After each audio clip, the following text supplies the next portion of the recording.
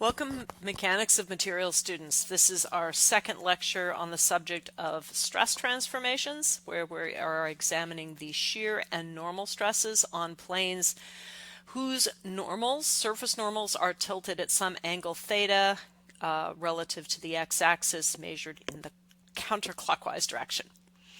So we're going to look at an example that we'll work through in which we will apply our expressions for shear and normal stress at the angle of the plane of interest, and we'll also apply our expressions for maximum shear and maximum and minimum normal stresses on at whatever planar location they occur. So we have some body, and we're going to put it in an XY coordinate system, which we'll do pretty much always. And so for our example, the x-axis is pointing to the right and the y-axis is pointing upwards. And we're going to apply 10 megapascals in the x direction, so that's tensile normal stress being applied. We're going to apply 2 megapascals of compression in the y direction, so that's our sigma yy, it's negative and compressive. And we're going to apply a negative 3 megapascals of shear in the xy direction. So that's denoted as a stress acting on the x face and parallel to it, in this time the negative rather than the positive y direction. So here's our kind of our reference square showing these stresses. Nothing's going on in the z direction, so we are in a state of plane stress. So all of the equations for stress transformation that we derived, and we derived them for a plane stress situation, so we can use them here. So here's our x face. Here's our applied 10 megapascals, and we don't have units here on the diagram, but we've got our positive 10 megapascals. We have our 3 megapascals. Going in the negative y direction on the x face, so that's a negative 3 megapascals tau xy, and here's our compressive 2 megapascals on the y face. And of course, shear stresses are always balanced, so here's our negative tau, or negative value of tau yx. So here's our y face, we're on the y face, and we have a stress parallel to the y face pointing in the negative x direction of 3 megapascals shown right here. So that's basically, that is equal to what we have here because the stress tensor is balanced. Tau xy equals tau yx, and we have the corresponding values shown on the negative x and negative y faces. So we are looking at a plane whose normal is pointing out like that. Here's our x prime. And our x prime is at negative 25 degrees, not positive, so we're going clockwise. So that's going to be our sigma xx prime direction is pointing down in the negative 25 degrees. So somebody wants to know, well, what's the shear and normal stress on a plane whose normal is rotated 25 degrees clockwise to whatever the x-axis is. Okay, so we basically whip out our handy-dandy stress transformation formulas and we plug in. So for the shear stress, which is going to be pointing in that direction, basically, parallel to the plane, perpendicular to the new planar normal, we're going to have sine of double the angle. So the angle is negative 25, so we're going to take the sine of negative 50 degrees divided by 2, and then we've got the difference in our sigma yy and sigma xx plus our applied shear stress times cosine of that same 2 theta. And we get, surprise, surprise, we get a slightly smaller shear stress magnitude than what we applied, and in the opposite direction. So fell out of the math.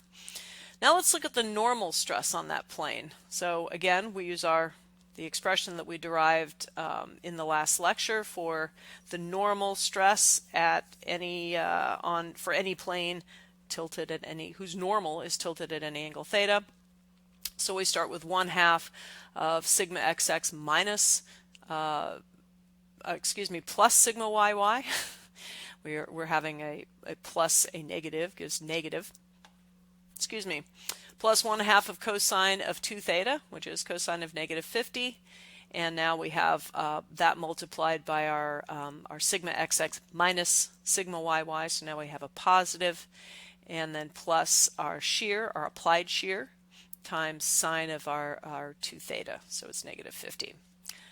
And we end up getting a larger value than our applied tensile stress in the x direction. So now we have a tensile stress in a material on a given plane that's higher than the maximum tensile stress that we applied. Ooh.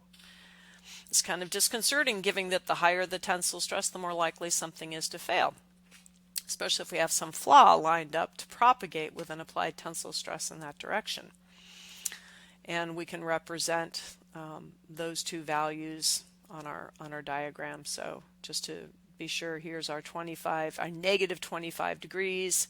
Here's our x prime direction, and of course our y prime in our tilted coordinate system is going to be at 65 degrees positive, or counterclockwise to our original x.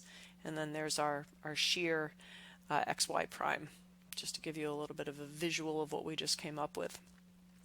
So we haven't derived an expression per se for our sigma y prime, but knowing at what theta angle it is reference to our original x, not prime, just x, we can just plug in 2 times 65 degrees into this expression. Instead of two times -25, we can do 2 times +65, or 130, and look at our answer and notice it's lesser in magnitude, but more importantly, it's compressive. And we're going to find that what we have indeed discovered is another principal normal direction and a principal normal stress. Notice these two are at pi/2 from one another. In terms of absolute angle, our x prime and our y prime are at 90 degrees from one another because they're orthogonal. They define a new coordinate system. And so this ends up, this value of sigma xx would be, it isn't the maximum principal stress, but it's definitely, for that plane, going to be definitely more tensile than what we've got going at 90 degrees.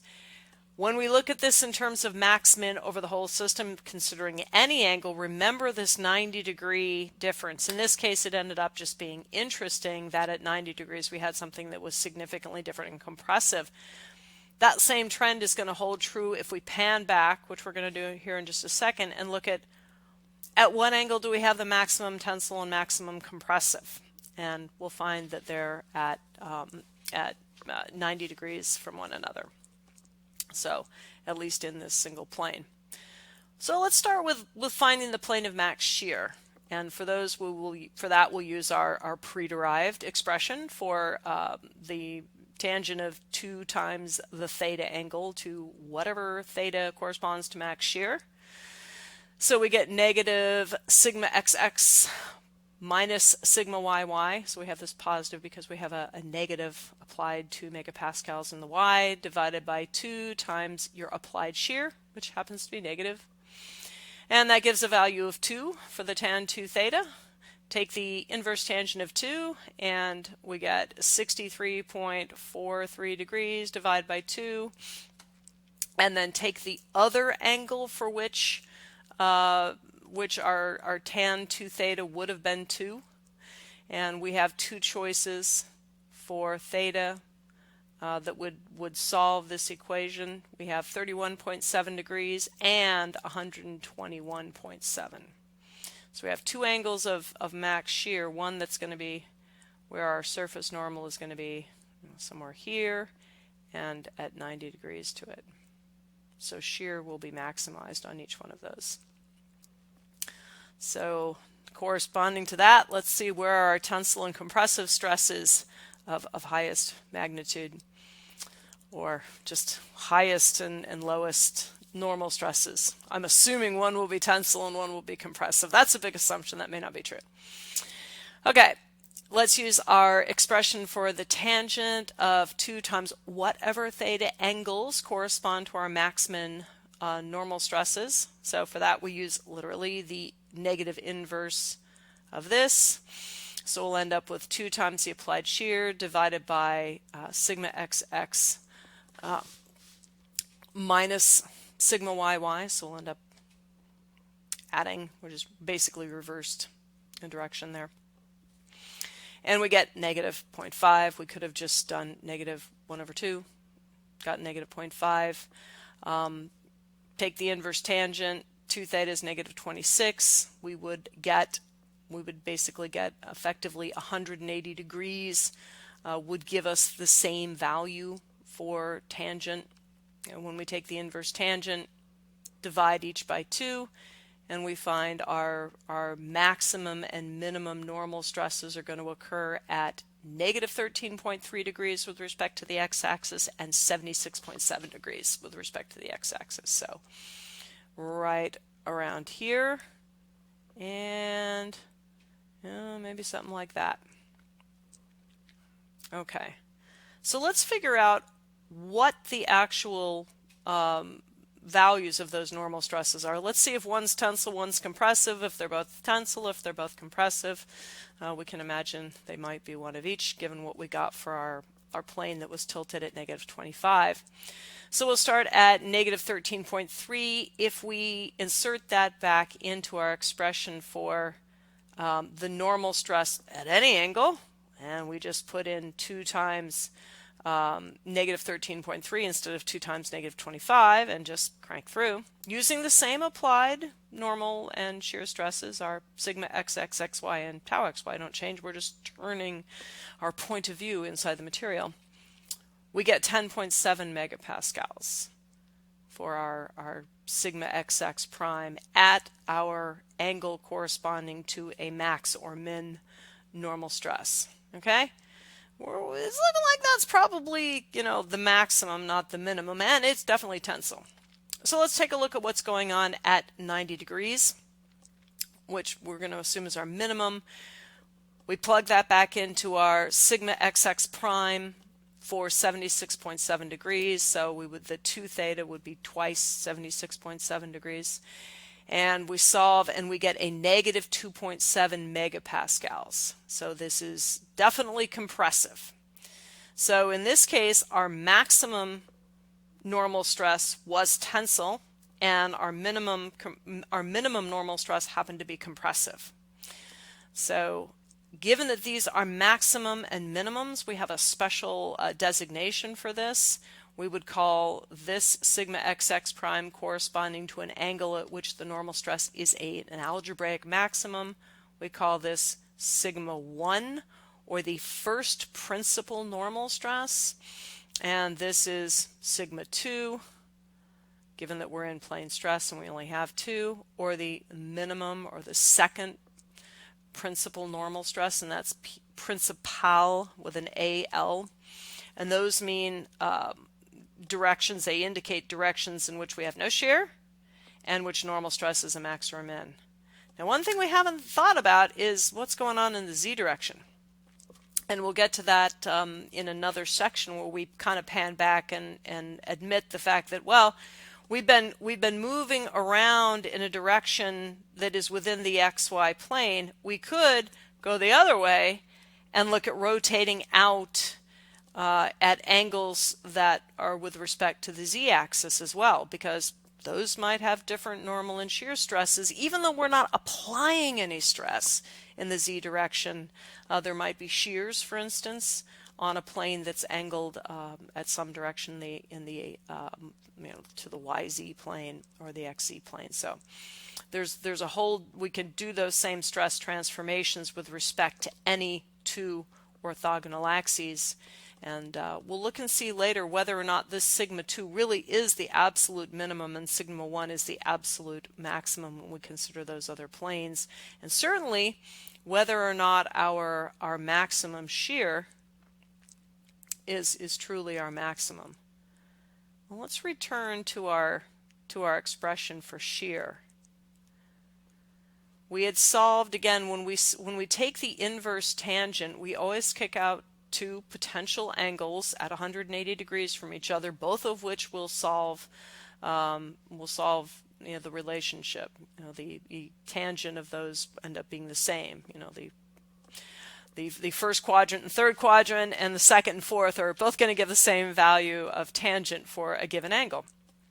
Okay, so when we divide that by 2, and we look at the corresponding value of shear stress that went with this expression for the angle of maximum shear, that's where we start finding that indeed this expression for an extrema, where shear is maximum or minimum, in this case it really is a maximum and minimum, and it is I guess symmetric about an x equals 0 line, if you want to think about it. So it's on either sides of the 0 point.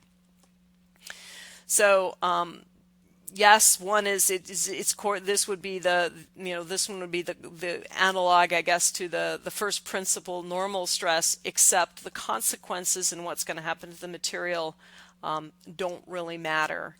And in fact, if we were to take this positive 6.7 megapascals at 120.7 degrees and this negative 6.7 megapascals at 31, we'd find the fact that we were over in that second quadrant of our unit circle, and we were now looking at a different face, that we'd find that those are actually equivalent. So we don't tend to worry as much about sign when we're looking at max shear. We really do care more about the absolute value. But be aware that if we just crank through the math of what falls out of our actual value of shear stress from the angles that correspond to the max min shear expression, our first derivative extrema, we are going to get two different signs coming out of that. Although they should be the same magnitude but different sign. Our normal stresses will very rarely be the same magnitude and may or may not be the same sign, but one will definitely be bigger than the other. Okay, so let's go to another example where we really focus on those extrema. So we have another body, it's in plane stress, and this time we've got an applied compressive stress in the x direction, so negative 10 megapascals. We got compressive stress in the y direction, and we have negative shear stress. It's the day of negatives. So this whole block is in compression. We don't have any applied tensile stresses. So now we don't have any particular plane that we care about. We just want to know where everything's a maximum. So what is the maximum normal stress and planar orientation on which it operates? So that nobody cares about shear. They want to know what is the algebraically largest normal stress. Probably being afraid that something might be in tension, or it might not have enough compression. In a lot of cases, like reinforced concrete, we really want to keep the material in compression. So in that case, it isn't always a danger that we will go into tension, but that we might not have as much compression as we need. So for whatever reason, what we're looking for is our first principle normal, sigma 1, our maximum normal stress, and what plane it occurs. Well, we'll start with what plane it occurs on. So we can solve that easily just knowing the magnitudes of applied shear and normal. So we're going to use our extrema expression for the 2 theta of our maximum minimum normal stresses. So we have 2 times our applied shear divided by our applied stress in the x direction minus our applied stress in the y direction. I should have another closed parentheses there. So we end up with tangent equaling negative 0.75, which if we allow for the two values of 2 theta, the argument of the tangent that would give us that, we end up with theta satisfying this expression at negative 18.44, so about negative 18.5, so something like that, and 71.57. So one of these is going to have, one of these directions is going to correspond to a sigma xx prime that is the algebraic largest, and the other one's probably going to be the smallest. The other one should be the smallest in this plane. So let's look at negative 18.4, and let's plug that angle in. Excuse me, I had to cough. Let's plug that angle into our expression for the normal stress in any direction, in any orientation that we've already derived. And so we put the appropriate values in. I'm not going to repeat the formula, but we get a value of negative 5 megapascals. So we're going to suspect that's probably the maximum algebraic normal, because it's actually a less negative than any of the applied stresses. But just to be sure, let's solve that same expression for 71 degrees, and we find that we get negative 55. So this would correspond to our sigma 2. So this is our second principal normal. Neither one is tensile, they're both compressive, but sigma 1 is a lot less compressive than sigma 2. So another way to look at this, remember, oddly enough, we're still solving, even though we're talking about maximum, minimum, normal stresses, everything is expressed in terms of sigma xx prime. It's still the rotated x-axis, okay? So let's take a look at what that means here, just looking at this in terms of some graphical coordinate system. It's fairly easy to envision that x prime axis at negative 18.4 degrees and then the y prime being somewhere within the first coordinate. What we need to remember is when we go to higher angles, a theta angle for our planar normal, now we're looking at this being the plane in question, its surface normal being x prime. What that means is y prime is over here in this second quadrant. So always remember when we're talking about x prime and y prime being at 90 degrees, you've rotated both when you rotate one, and oddly enough, it isn't hard to imagine that if we extend the y-axis here, being that this is at 90 degrees as well, we're going to be replicating that negative 18 again.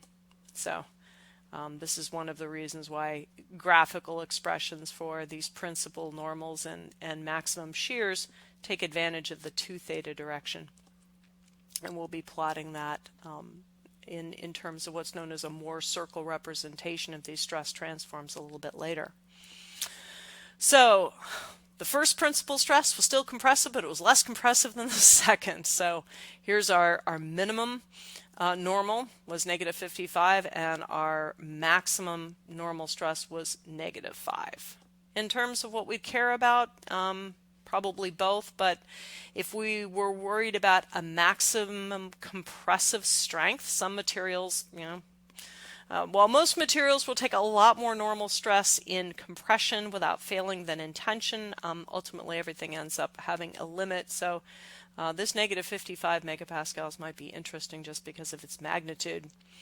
This wasn't part of the original question, but since we have it partly done, let's take a look at where we're going to get maximum and minimum shear. Well, we already know where we're going to get it.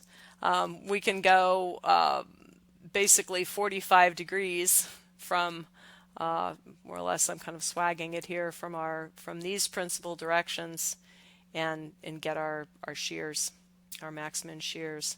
But we can also use our formula with respect to our applied stresses, and we end up finding our shear maximum at 26 and 116.6.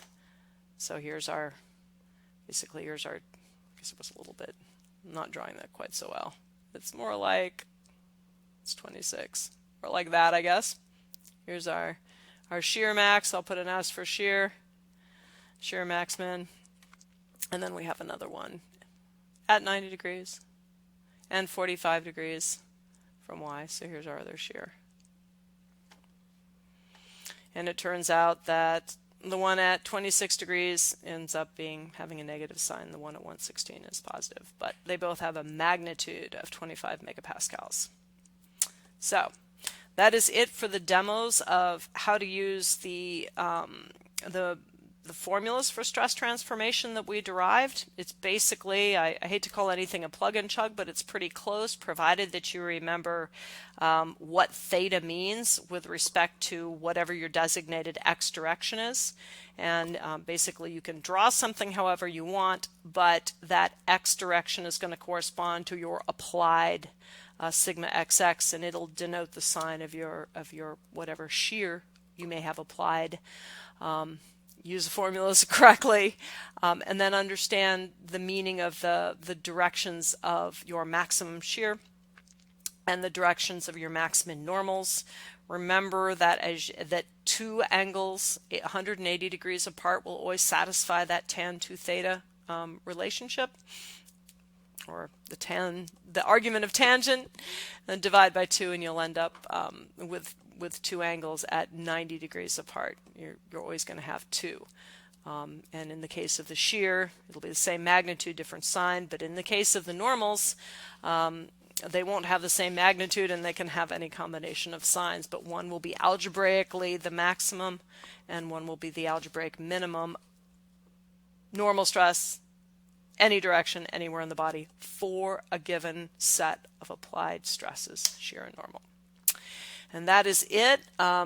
Next, we're going to move into the concept of max shear. We're gonna broaden out and include our z-axis and allow for the fact that we might have stresses in that direction, and we can at least turn in that direction and look at other angles that we could be facing within our body that's being subject to stress.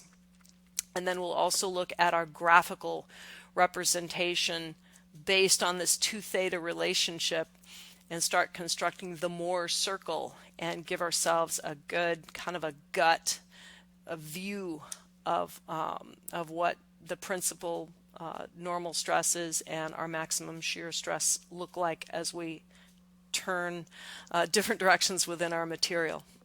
So stay tuned for those topics.